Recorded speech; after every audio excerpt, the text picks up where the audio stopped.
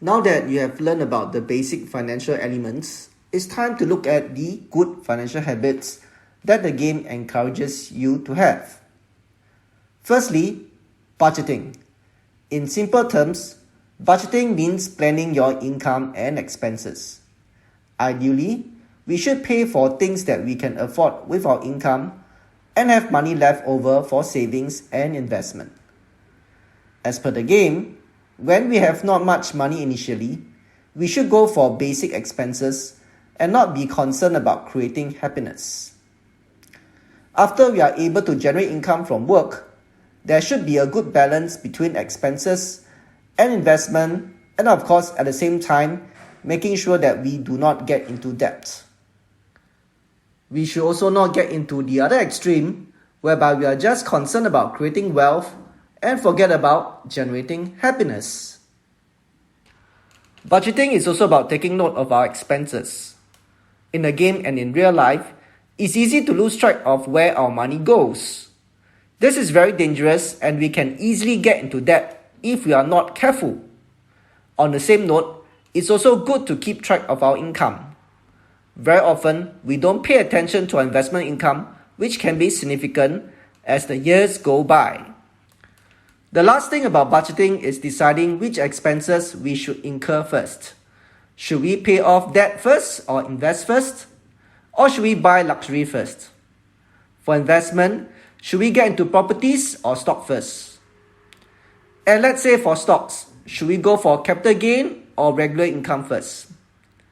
Although the answer may vary depending on the scenario, these are questions we need to consider carefully when we do our budgeting.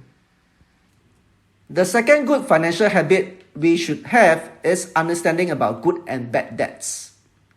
Yes, you heard me correctly. Not all debts are bad. There are good debts too.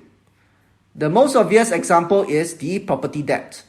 Think about this. Without property debt, are you able to purchase properties and eventually accumulate wealth at a much faster rate? So generally speaking, we are entering into a good debt if the item we purchase with the borrowed money are able to generate returns higher than the interest rates. These debts are considered good, as without it, we may not be able to invest in the item in the first place. The returns may not always need to be in direct monetary value. For example, it is usually a good debt when we borrow money for studies. Of course, the amount of debt is also of a concern. When there are too much good debt, it becomes bad. We incur bad debts when the item we purchase with the borrowed money are for pleasure. This is quite risky as the item does not help to pay off the debt or interest. As you have learned from the game, the debt will keep increasing if neither the debt or interest is paid. Definitely not helpful in accumulating wealth. The last financial habit you should embrace is practicing delayed gratification. Delayed gratification means allowing the money to grow by not spending it today and hence have more money in the future. Hopefully you are aware by now that when we invest money wisely, it can grow. That is why it makes sense to sacrifice the enjoyment we can derive from the money we have today, allow it to grow, and able to derive more joy in the future. So once again, these are the good financial habits the game encourages you to adopt. Number 1, budgeting. Number 2, incur good debt wisely and avoid bad debt.